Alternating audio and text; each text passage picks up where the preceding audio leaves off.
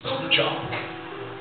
Já dissera Jesus, no livro de João 10, versículo 10, o ladrão vem ensinando para roubar, matar e destruir. O pecado, quando entra na vida do ser humano, ele faz esses três atos. Primeiro, ele rouba. Ele rouba o quê? A paz. Ele rouba o quê? A alegria.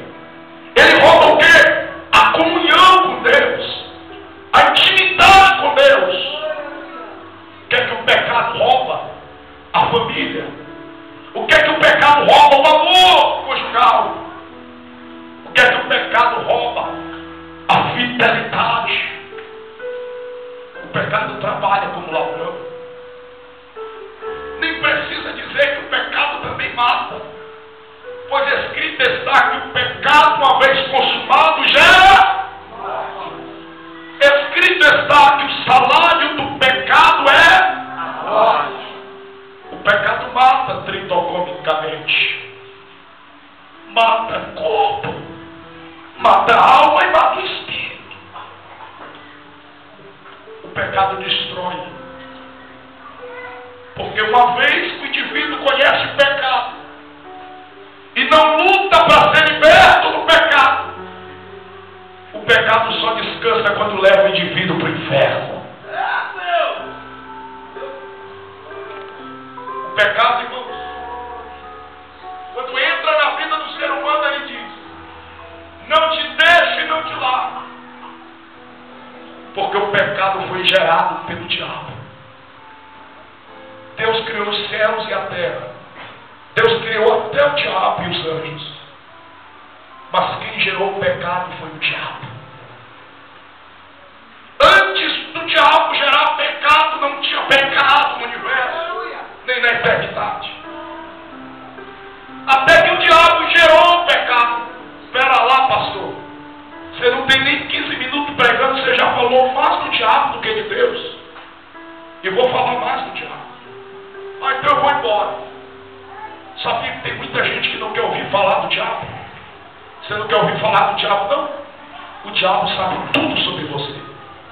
Quando você não quer saber nada dele, ele sabe teus pontos fracos, sabe como destruir tua história, sabe como acabar com você. E eu te digo, o que adianta eu saber tudo daquele que quer meu bem e não saber nada de quem quer destruir com a minha vida, com a minha história, com a minha família. Aleluia! Vamos conhecer as estratégias do diabo hoje aqui. Porque chegou a hora de Deus levantar um povo forte. Um povo que tenha coragem de dizer: não aceito mais essa situação e estou determinado a mudar de vida. O que tem de gente sofrendo não é brincadeira. Porque ele se conformou com o estado de vida que ele está vivendo. Sendo que Jesus disse: eu vim para que tenhas vida e vida é abundante. E o que é uma vida abundante? É uma vida que não conhece pecado, que não anda no pecado, e que é liberto do pecado. Porque o pecado trabalha junto com o diabo. No que nós lemos aqui, diz: quem anda na prática do pecado é do diabo. Quem se entrega ao pecado passa a ser do diabo. E não tem dois termos. Às vezes a gente fica tentando amaciar a coisa, figurar a coisa, tentando colocar uma maquiagem na coisa, mas não existe maquiagem. Ou o homem é de Deus, ou ele é do diabo. Não tem dois termos. Ou eu sirvo a Deus, ou eu estou com Deus, ou eu estou com o diabo. E se eu estou com Deus, eu verei a bondade de Deus. Mas se eu estou com o diabo, eu verei as consequências de estar do lado do diabo. Pergunta do céu para você: de que lado você está? Do lado de Deus? Ou do lado do diabo? Deus te trouxe aqui hoje para você analisar a tua vida, para você analisar teus passos. Porque um dia o pecado foi até você. E quando o pecado vai até o crente, pela primeira vez, pastor Cláudio,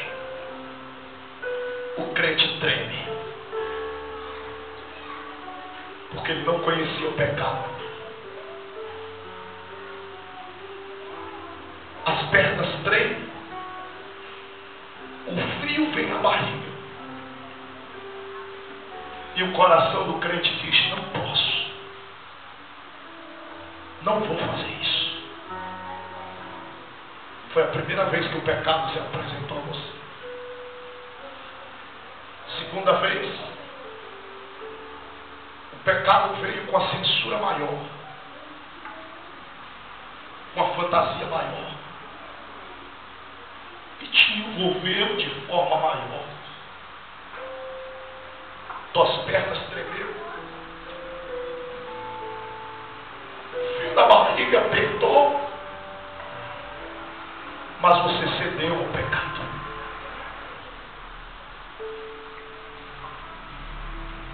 E o pecado entrou na tua vida.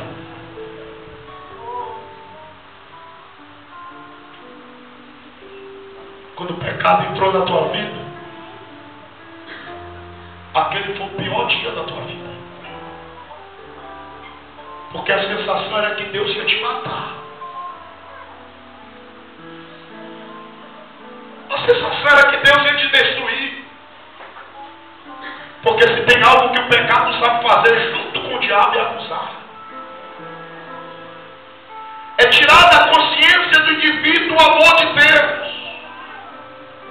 a misericórdia de Deus. E a gente só consegue pensar no juízo, no castigo. O pecado coloca em nossos olhos uma escama que nós não conseguimos ver um Deus de amor. Só conseguimos ver um Deus carrasco que vai nos castigar. Coloca uma escama tão profunda que nós não conseguimos enxergar nem o perdão, porque ele nos envolveu. Passou um dia, passou 2 dias, nada aconteceu. Deus não te matou, você não ficou doente, você foi para a igreja e até sentiu a presença de Deus, falou em línguas e pronto, estou perdoado. Deus não me castigou, Deus não me puniu. Isso levou você a pensar que você poderia pegar de novo. E o pecado veio até você. Quando o pecado veio até você, você não tremia mais. Isso é muito sério. Você não tinha mais um frio na barriga. Você já estava íntimo do pecado.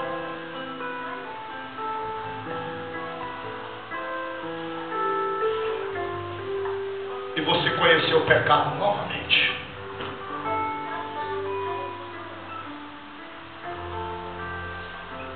Que é isso, pastor? Você quer me fazer chorar? Eu quero te levar liberto.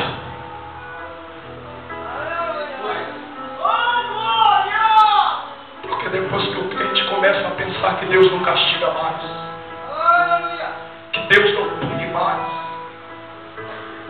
o crente faz uma amizade com o pecado. E ele começa a pensar que ninguém está vendo ele. Ele começa a pensar que ele está isento de tudo. Ele está isento do castigo de Deus. Ele está isento do olhar de Deus. Todas essas verdades são negligenciadas para ele. E ele começa a pensar que o pecado é normal. Que o pecado não faz mal. E o pecado faz uma amizade com o crente. Depois que o pecado faz uma amizade com o crente, o pecado passa a fazer parte da vida do crente a fim de levar ele a uma destruição, a uma catástrofe. E o pecado diz: da tua vida não saio, não largo você, só saio de você quando eu te levar para o inferno. E o pecado começa a criar uma mente cauterizada. E o que é uma mente cauterizada? Por mais que seja errado, você começa a dizer: é normal.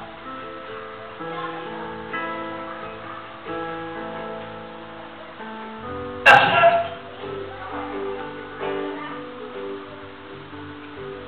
É isso que João está dizendo. Quem anda na prática do pecado passa a ser do diabo. Porque o espírito do erro é do diabo. E o pecado leva as pessoas a achar que o erro é certo. Quando o pecado leva as pessoas a achar que o erro é certo, ele faz pior.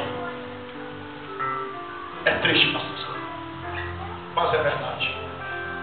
O que é que o pecado faz? Quando ele vê que ele está fazendo parte da vida do crente, que o crente está tão íntimo dele, o pecado ridiculariza o crente. Como? Antes, era o pecado que vinha até o crente. E o crente, com medo, com perna trêmula, com temor de Deus, ele dizia: não te quero. Depois que o pecado passou a fazer parte do crente, não é o pecado que vem até o crente, é o crente que vai até o pecado. E muitas das vezes, ridicularizando, o pecado diz: não te quero.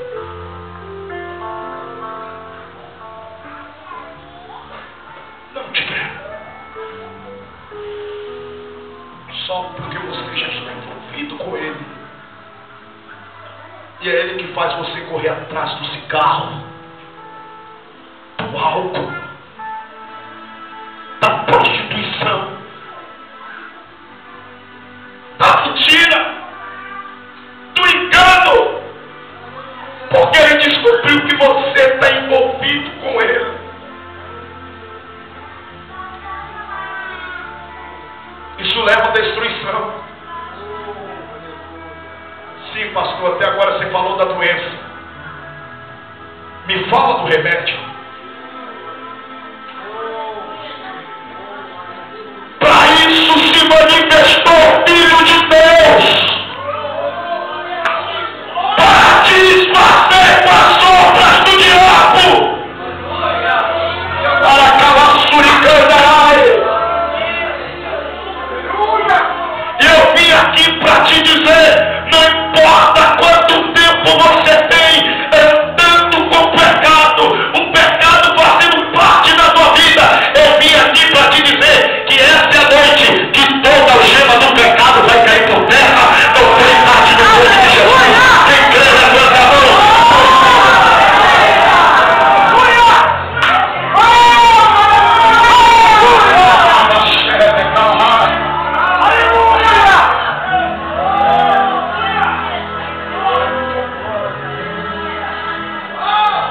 Até que o pecado tirou tua alegria, meu irmão, teu sono, tua paz, tua comunhão com Deus. Quando você já perdeu por causa do pecado? Não tem porta de legalidade maior para o diabo do que o pecado.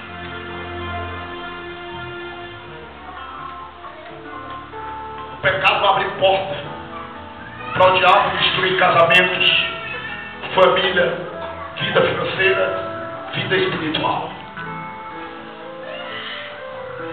O pecado destrói o ser humano em todos os aspectos.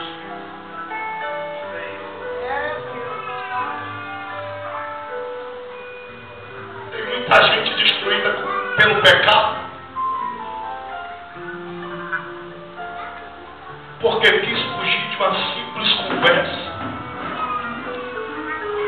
levantar como de Deus e dizer: eu errei.